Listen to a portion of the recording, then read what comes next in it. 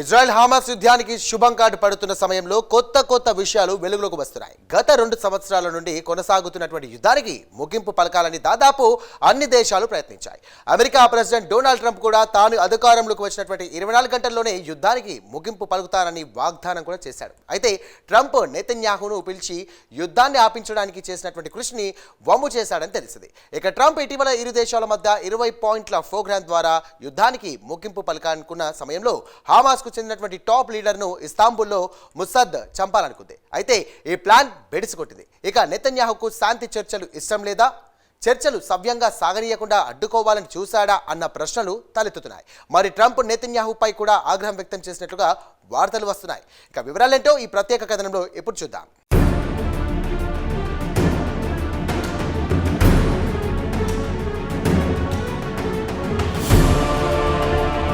ఇజ్రాయెల్కు చెందిన గూఢచర సంస్థ మొసాద్ గురించి యావత్ ప్రపంచానికి తెలిసిందే. ఇక మొసాద్ ఒకరిపై టార్గెట్ పెట్టిందా అంటే ఆ పని ఫినిష్ కావాల్సిందే.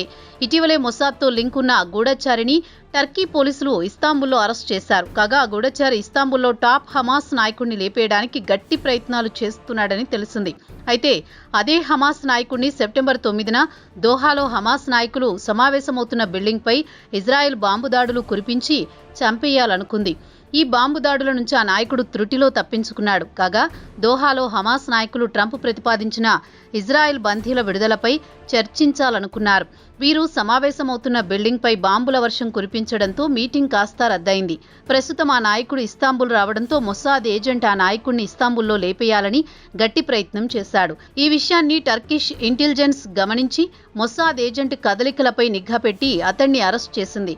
ఇక టర్కీ విషయానికి వస్తే నాటోలో సభ్యత్వం కలిగిన దేశం. తమ భూభాగంలో మొసాద్ ఆటలు సాగవని టర్కిష్ ప్రభుత్వం గట్టిగా చెబుతోంది. హమాస్ నాయకుడిని ఎలా చంపేయాలని హమాస్ ప్లాన్ చేసింది కూడా వివరించింది. ఇక ఇజ్రాయెల్ ఏజెంట్ను ఇస్తాంబుల్లో అరెస్ట్ చేశారు. దీంతో ఆ ఏజెంట్ అసలు గుట్టు రట్టు చేశాడు.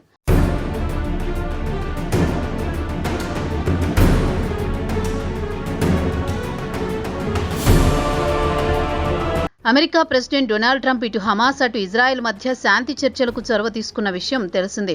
అయితే ఈ శాంతి చర్చలకు హమాస్ తరపున మధ్యవర్తులుగా పలువురు టాప్ లీడర్స్ను ఎంచుకున్నారు. వారిలో ఖలీల్ అల్ హయ్యాతో పాటు జాహెర్ జిబ్రాన్ ఒకరు. దోహాలో సెప్టెంబర్ 9న హమాస్ నాయకుల సమావేశం జరుపుతున్న బిల్డింగ్పై ఇజ్రాయెల్ ఫైటర్ జెట్లతో వెళ్లి బాంబుల వర్షం కురిపించింది. ఈ బాంబు దాడుల్లో హమాస్కు చెందిన కీలక నాయకులు ప్రాణాలతో తప్పించుకున్నారు. వారిలో జాహెర్ జిబ్రాన్ ఒకరు. అయితే ఈ దాడిలో 5గురు ప్రాణాలు కోల్పోయారు. వారిలో ఖలీల్ అల్ హయ్యా కుమారుడు ఒకరుగా చెబుతున్నారు. ఇక ఇస్తాంబుల్లో జిబ్రాన్ను లేపేయడానికి మొసాద్ స్థానిక ఏజెంట్ ద్వారా గట్టి ప్రయత్నాలు చేసింది. ఆ ప్రయత్నాన్ని టర్కిష్ గూఢచారి సంస్థ విఫలం చేసింది. దీన్ని బట్టి చూస్తే నెతన్యాహుకు లేదా ఇజ్రాయెల్కు శాంతి చర్చలు ముందుకు సాగడం ఇష్టం లేదని గండి కొట్టాలని విశ్వ ప్రయత్నం చేశారా అన్న అనుమానాలు తలెత్తుతున్నాయి. టర్కిష్ ఏజెంట్ సెర్కాన్ సైసిక్ ను ఇజ్రాయెల్ కు గూఢచర్యం చేస్తున్నందుకు అరెస్ట్ చేశారు. కాగా మొసాద్ ఏజెంట్ ను హమాస్ పొలిటికల్ బ్యూరో సభ్యుడు జాహెర్ జిబ్రాన్ ఇస్తాంబుల్లో ఎక్కడెక్కడ వెళుతున్నాడో కదలికలపై నిఘా పెట్టాలని అతనితో ఒప్పందం కుదుర్చుకున్నారని టర్కిష్ మీడియాలో పెద్ద ఎత్తున వార్తలొచ్చాయి.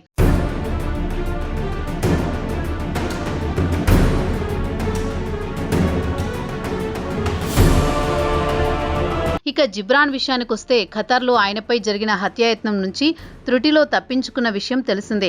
టర్కిష్ వర్గాల సమాచారం ప్రకారం మొసాద్ హమాస్ నాయకులపై నిఘా వేసిందని, తమకు తెలిసిన వెంటనే తాము కూడా అప్రమత్తమయ్యామని తెలిపింది. వెంటనే టర్కిష్ ఇంటెలిజెన్స్ ఆపరేషన్ మెట్రాన్ పేరుతో మొసాద్ కుట్రలు బట్టబయలు చేయాలని నిర్ణయించింది. మొసాద్ లింకు ఉన్న గూఢచారి నెట్వర్క్పై నిఘా పెట్టింది.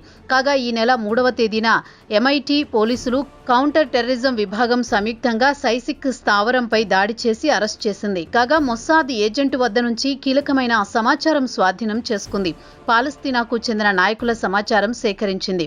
ముఖ్యంగా టర్కీలో ఉండే పాలస్తీనా నాయకుల అడ్రస్లు, పేర్లు, వారి డేటాను సైసిక్ నుంచి స్వాధీనం చేసుకుంది టర్కీ గూఢచర సంస్థ.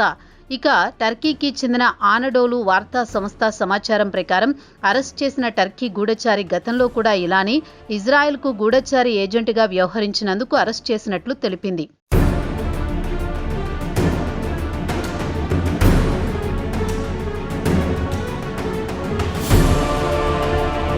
మొత్తానికి టర్కీ గూఢచార సంస్థ మొస్సాద్ నెట్వర్క్ గుట్టురట్టు చేసింది. ఇక టర్కీ గూఢచారి సైసిక్ను వయా ఎన్క్రిప్టెడ్ యాప్ల ద్వారా సంప్రదించి తమ ఏజెంట్గా నియమించుకుంది మొస్సాద్. కాగా సైసిక్ను ఫైసల్ రషీద్ అనే వ్యక్తి ద్వారా నియమించుకుంది. కాగా రషీద్ విషయానికొస్తే మొస్సాద్ ఆపరేషన్ సెంటర్కు పనిచేస్తాడు. రషీద్ సైసిక్ $4,000 క్రిప్టోలో చెల్లించాడు. ఇక సైసిక్ రంగంలోకి దిగి ఇస్తాంబుల్లో ఉన్న పాలస్తీనాకు చెందిన నాయకుల కదలికలపై నిఘా పెట్టడం మొదలుపెట్టాడని టర్కీ మీడియాతో పెద్ద ఎత్తున వార్తలొచ్చాయి. అయితే సైసిక్ విషయానికొస్తే అతడు చేస్తున్న పని అతడికి స్పష్టంగా తెలుసు.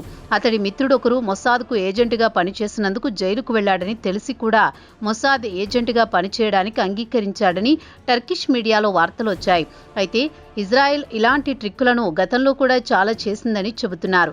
టర్కీలో ఉన్న లా కంపెనీలను ఫ్రంట్ లైన్ కంపెనీలుగా నియమించుకుని వారి ద్వారా ఆన్లైన్లో ఏజెంట్లను రిక్రూట్ చేసుకుందని టర్కిష్ మీడియాలో వార్తలొచ్చాయి.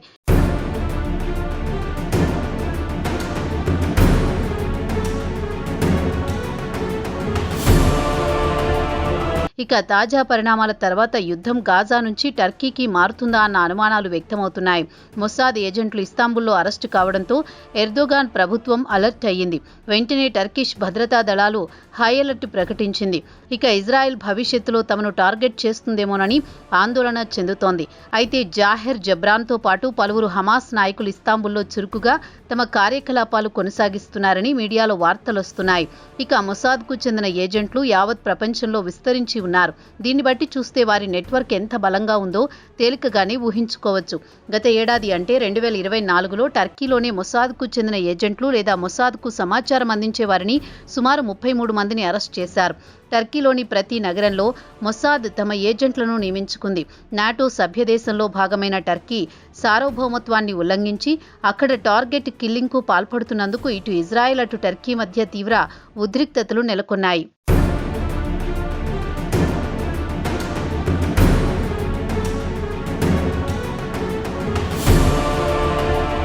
అక్టోబర్ 7, 2023 రోజు ఉదయం హమాస్ మిలిటెంట్లు ఇజ్రాయెల్పై దాడి చేసి సుమారు 1,200 మందిని చంపి 200 మందిని కిడ్నాప్ చేసి తమ వెంట తీసుకువెళ్లారు. అటు నుంచి మొదలైన యుద్ధం ఇప్పటి వరకు అలా కొనసాగుతూనే ఉంది.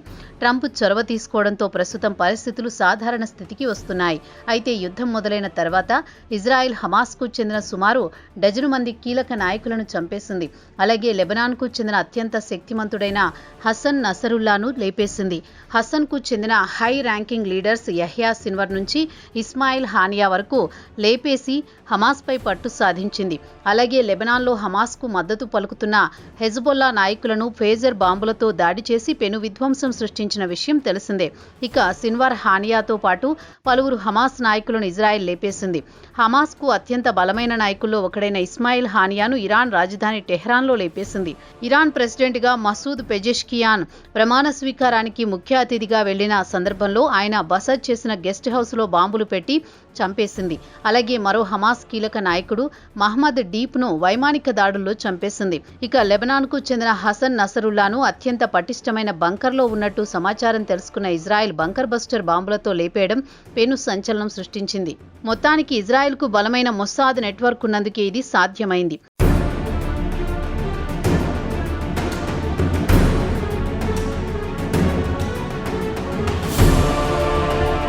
ఇక యుద్ధానికి ముగింపు పలకడానికి ట్రంప్ శాయశక్తులా కృషి చేస్తుంటే బెంజమిన్ నెతన్యాహు మాత్రం ఏవో కుంటి సాకులు చెబుతూ శాంతి చర్చలు ముందుకు సాగకుండా అడ్డుపడ్డాడు. దీంతో ట్రంప్ కూడా నెతన్యాహు పట్ల అసహనం వ్యక్తం చేసినట్లు చెబుతున్నారు. అదీ కాకుండా స్వదేశంలో బందీల కుటుంబ సభ్యుల నుంచి ఒత్తిడి క్రమంగా పెరిగిపోవడం కూడా నెతన్యాహుకు పెద్ద తలనొప్పిగా మారింది. ఇక ట్రంప్తో చర్చల గురించి మీడియా నెతన్యాహును ప్రశ్నిస్తే ఆయన జవాబు చెప్పడానికి కూడా పెద్దగా ఆసక్తి చూపలేదు. పెద్ద సంబరాలు జరిపే స్థాయిలో లేవని పెదవి విరిచాడు. ఒకసారి ట్రంప్ నెతన్యాహుపై విసుగు ప్రదర్శించారు.